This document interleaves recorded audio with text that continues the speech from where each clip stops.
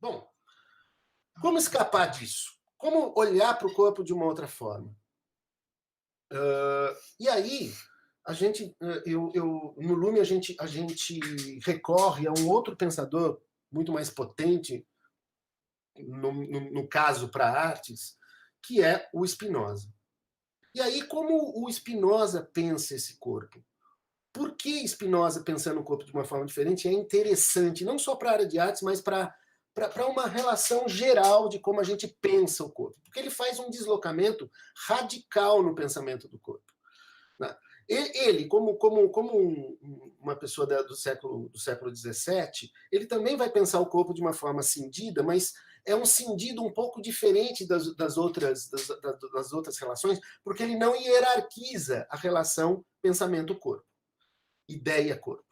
Né? Ele vai colocar tudo que acontece no corpo acontece na mente, tudo que acontece na mente acontece no corpo. Então ele inaugura e o pensamento dele foi deixado de lado, mas agora está sendo retomado com muita força, e grandes pensadores como Foucault, como Deleuze, até como Nietzsche, têm em Spinoza uma grande base. Mas para a gente não interessa agora, obviamente, o pensamento de Spinoza, eu não vou entrar nessa questão, mas vou chegar numa questão específica de Spinoza, que é o corpo, como ele entende o corpo. E vou fazer também um sobrevoo, não é nada muito aprofundado, mas só para a gente entender, para vocês entenderem como a gente pode pensar o corpo de outra forma. O Spinoza, lógico que ele não vai falar com essas palavras, mas o corpo para ele é muito... A definição é uma definição até que simples. Por exemplo, como seria o corpo do Alex para Spinoza? O corpo do Alex para Spinoza é um conjunto de partes que, na relação dessas partes, define o Alex e só Alex nessa relação dada. Como o Spinoza definiria o meu corpo, o corpo Renato? O Renato é uma relação de partes extensas, no caso, e a relação dessas partes define o corpo do Renato e só o corpo do Renato dessa relação dada.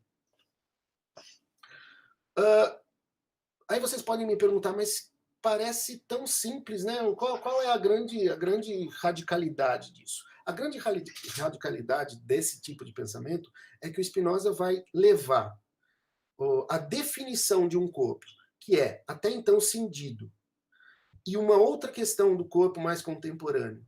Nós temos uma relação de corpo identitária e funcional. Ou seja, eu tenho que me identificar e o meu corpo tem que ter uma função. Né? Então, além do corpo cindido, eu tenho um corpo que é um corpo identitário, eu sou, meu nome sou filho de tal pessoa, e qual é a minha função, o que o meu corpo faz, qual a utilidade desse corpo socialmente falando. Se eu não tiver uma definição clara do que eu sou um desviante. Se eu não tiver uma definição clara de o que o meu corpo faz, eu sou um vagabundo. Né? Então, esse corpo que é cindido, que é identitário, que é funcional e que é tão óbvio, entre aspas, no lugar comum de pensamento do corpo, para o Spinoza, para ele não interessa o corpo cindido, nem o corpo identitário, nem o corpo funcional. O que tem de radical nessa definição de corpo de Spinoza? A relação das partes. É a relação das partes que formam o corpo que define esse corpo. Define não é boa a palavra, mas eu vou manter essa palavra para a gente entender de uma forma melhor. O que define um corpo, então, é a relação das suas partes e não a sua identidade, função ou cisão. Ora, o deslocamento que Spinoza faz, então, que é radical, para mim não interessa quem você é, o que você faz, ou se seu corpo é cindido ou não. O que interessa é a relação que o seu corpo estabelece com o mundo e com as partes que o constituem. Ora, nós temos então uma definição de corpo que é relacional agora e não mais um corpo que é funcional, identitário e cindido. Ou seja, para Spinoza interessa qual é o que eu faço para o mundo, quais são os afetos que eu levo para o mundo e o que o mundo me afeta. Esses encontros de partes com o mundo, eles podem aumentar a minha potência ou diminuir a minha potência. E potência para Spinoza é justamente essa relação entre afetar e ser afetado. O afetar e ser afetado numa relação não de causa e efeito, eu afeto, depois eu sou afetado, ou numa relação serial, afeto, afetado, mas numa relação muito mais de cocriação, de uma correlação. Eu gosto muito, para entender essa questão da potência e dos afetos, aquela imagem do Escher, das mãos que se desenham. Acho que vocês... É um quadro muito potente do Escher, porque lá você não sabe qual mão está desenhando qual. As duas se desenham ao mesmo tempo. Existe uma relação de atividade e passividade, né? Uma relação de ação e reação que é conjunta. Você não age para depois ser afetado, mas você afeta e é afetado ao mesmo tempo. Você age e é receptivo ao mesmo tempo. Tá?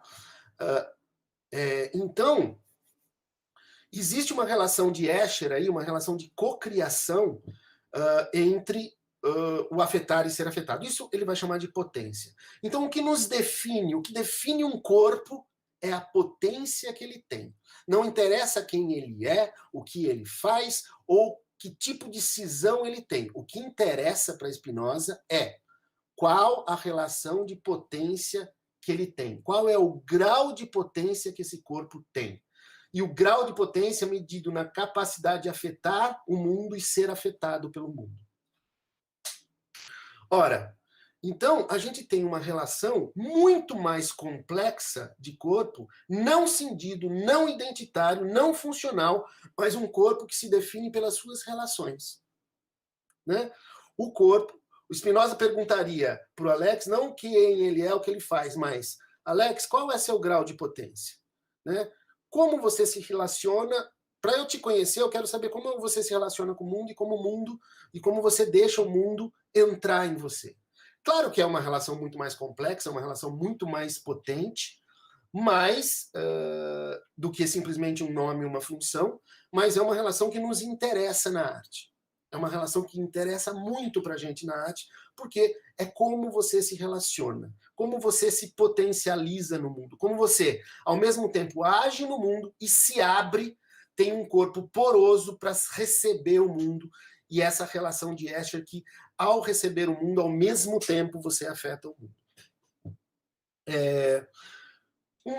Uma questão também muito importante no pensamento de Spinoza é que, tá, muito interessante isso, o grau de potência é o que define um corpo, é muito legal, mas tem um problema aí, um problema muito sério.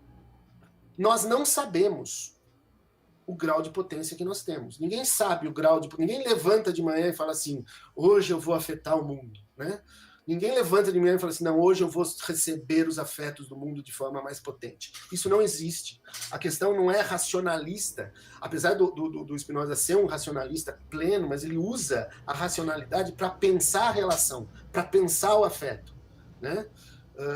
E a relação de afeto, ela é muito mais existencial e muito mais experiencial do que uma relação racional. Como a gente sabe o grau de afeto que a gente tem? A gente não sabe. A gente só vai saber o grau de afeto entrando na experiência dos afetos, né? Deixando-se afetar pelo mundo e sendo afetado pelo mundo.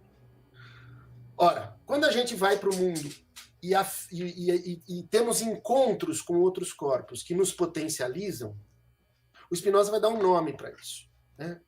Quando você encontra outro corpo e o corpo formado aumenta a potência de todas as partes envolvidas, ele vai chamar isso de alegria. Alegria para Spinoza é quando você potencializa num encontro todas as partes envolvidas, todo o corpo formado.